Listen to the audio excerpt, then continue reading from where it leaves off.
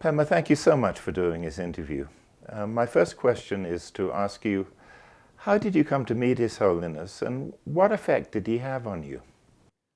Well, I first saw him on his first visit to the United States, which was in '74, I believe. And, but that was just seeing him do abhishekas and things like that. Then when I went to England, and that's when I really developed a relationship with him. And this was because that's when I took my nun's ordination, and I took it from him at Sammy in Scotland. And so in order to take that ordination, I had to go and ask for his permission, which was in a small house in Manchester, and where he and all these like 12 monks were just crammed into the corridors, sleeping in the corridors and everything.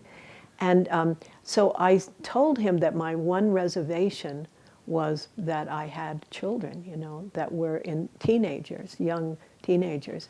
And he assured me that I should go ahead anyway. He said it would be of benefit to them ultimately. So I had the ordination. There were 7 monks and 2 nuns. And afterwards, he got us all together in a room. And this is the part that I really wanted to stress because this was so important. He was sitting in the front of a kind of gauzy orange apricot colored curtain, and the light was coming through it. And he was sitting there in front of it, and he said to us, if you're ever tempted to break your vows, if you're ever tempted to break your vows, then think of me, this fat man with no hair. And this is indelible memory for me because of the gauzy curtains and him laughing, and it was like this transmission to keep our vows.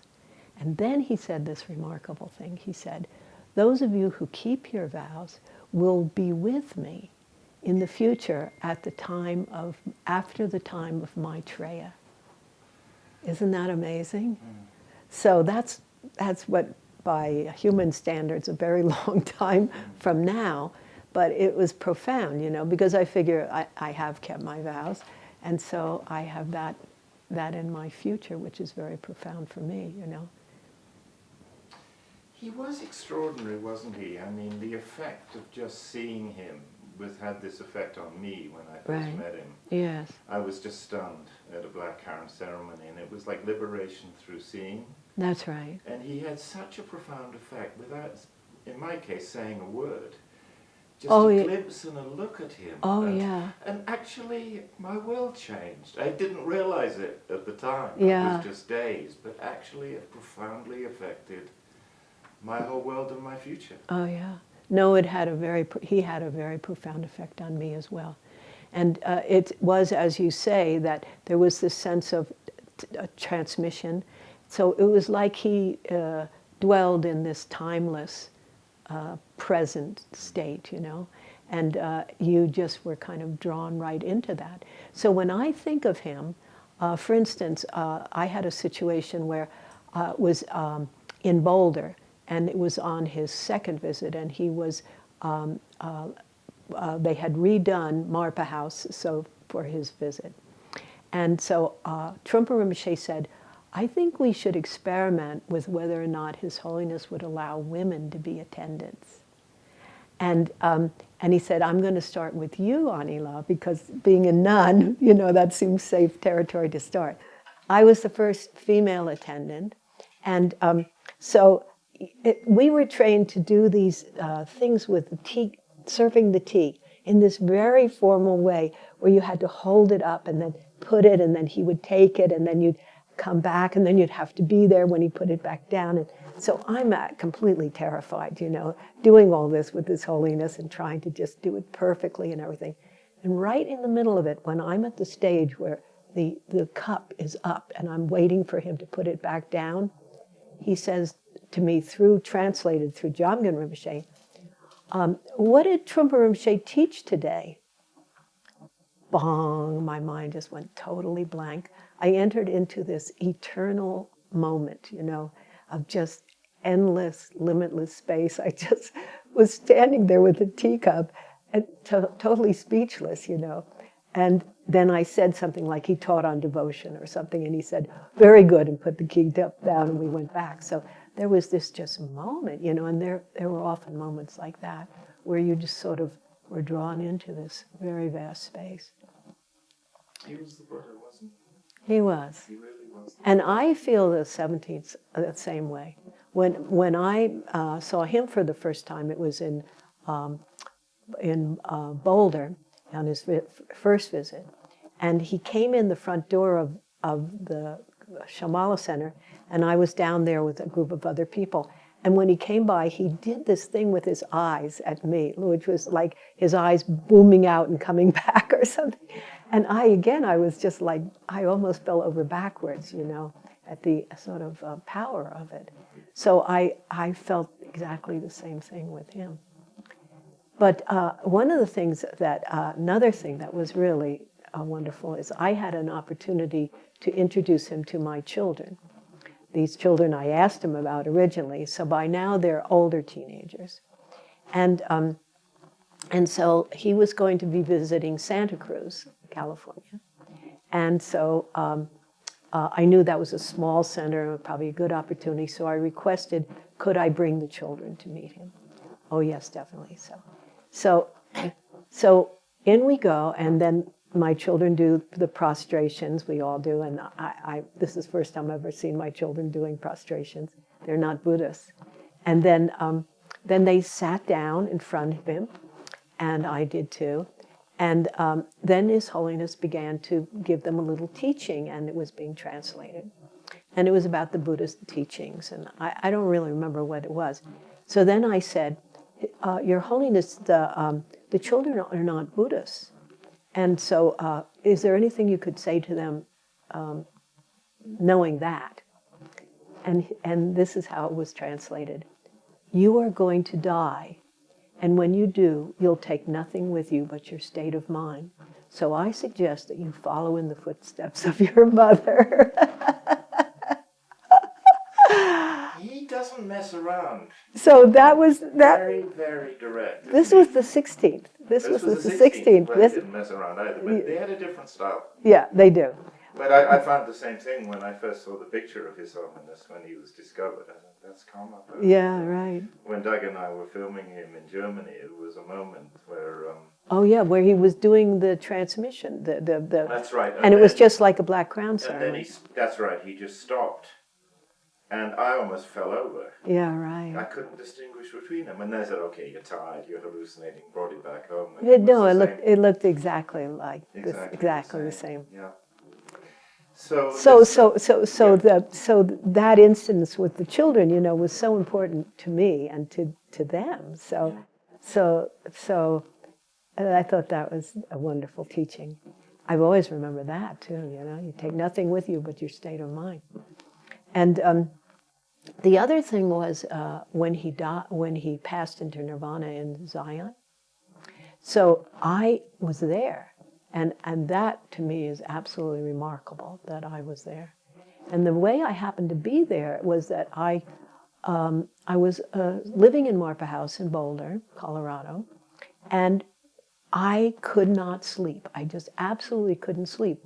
So at around 3 o'clock in the morning, I went down and I made a phone call to Trungpa Rinpoche, who was in Chicago, seeing His Holiness.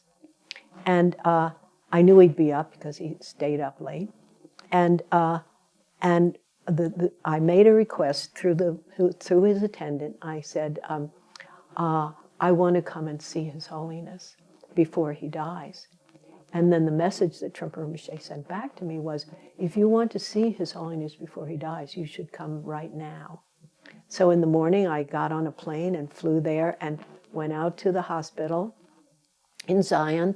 Someone took me out, and I was just sitting in the lobby. I mean, I just punked. There I was, but I didn't know how to go about seeing His Holiness or anything. And in comes his doctor, Mitchell Levy. So he said, would you like to see His Holiness? And I said, absolutely, that's why I'm here. I want to see him. So he took me into the bedroom.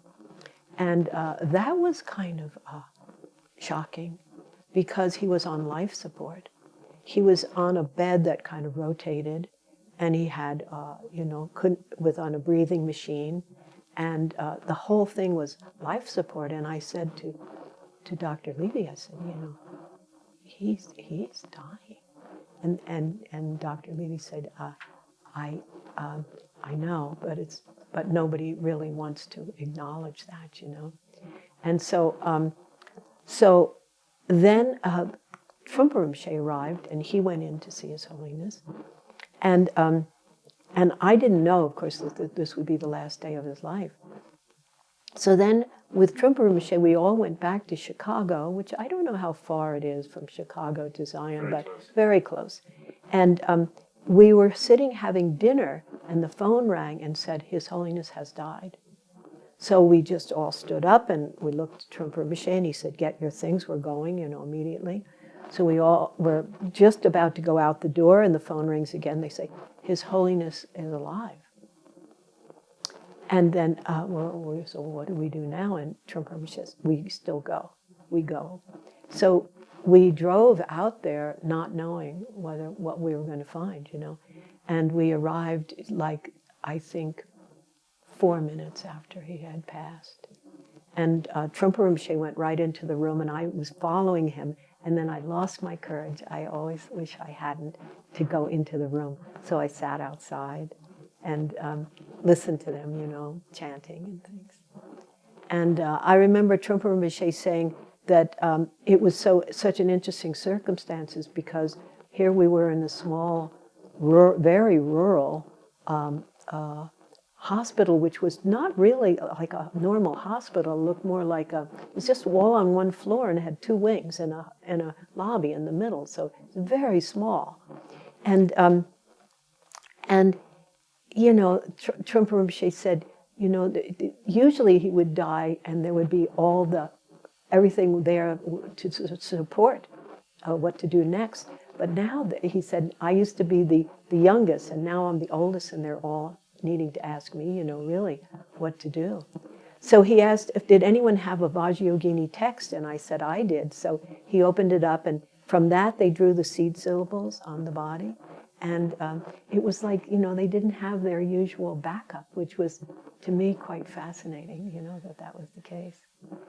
But so I just thought, how did I get so lucky as to have that experience, And then we went and we stayed in a motel right there in Zion, and early in the morning we went back, and I was able to go in to the bedroom and pay last respects, His heart was warm.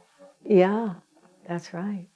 Well, But then another thing that happened was that when it was time for His Holiness to go, they took his body to the Chicago airport, and then it was going to be put onto this plane and taken to Rumtek. So there was a Chinese abbot there from Toronto who was very, very devoted to the Karmapa, and he said, I want to go down and prostrate when they bring the body down, the casket down. And nowadays you couldn't do this, but somehow we opened a door, and there was a ramp that went down to the, what do you call it, the landing field, and so the monks all go down. This time I'm not going to be left behind, so down I go with them, and Peter Volz was also there. And they take his yellow robe and they put it over the casket. And Jamgon Rinpoche is there. And we all start doing prostrations to the casket right there on the landing field with the planes coming in and going out. It's so much a memory that I'll never forget, So those were very important, events for me. Well, that leads into the Karmapa Center, who in Zion. Yes. who have the aspiration, and I think they'll do it, I'm sure they'll do it, to build the stupa, Enlightenment stupa, for His Holiness. Right. So how important, what's the importance of this stupa, do you think? After that, I thought, oh, there has to be a stupa built here. There has to be some kind of stupa to commemorate the parinirvana of the 16th Karmapa, this remarkable being, you know, and that he passed in Zion, Illinois, was so extraordinary. As I say, without any support system, you know. He had, I think, maybe 5 monks with him or something, and Jamgon Rinpoche. And and so when I heard that the 17th Karmapa had gone to Zion, I thought, oh, how wonderful, maybe they'll build something. So I think it's so important that there's something to commemorate him, and that there'll be pictures of him, and maybe using some of your footage, show actual videos of him, which is worth 1,000 of these interviews, is just to see him, you know, see him laugh and how he was, you know. And so I think it's immensely important, and I hope the project will be very successful. I know they hope to do the stupa first and then have a meditation place and a center, and I hope that all comes to pass. Pema, thank you so much. You're welcome.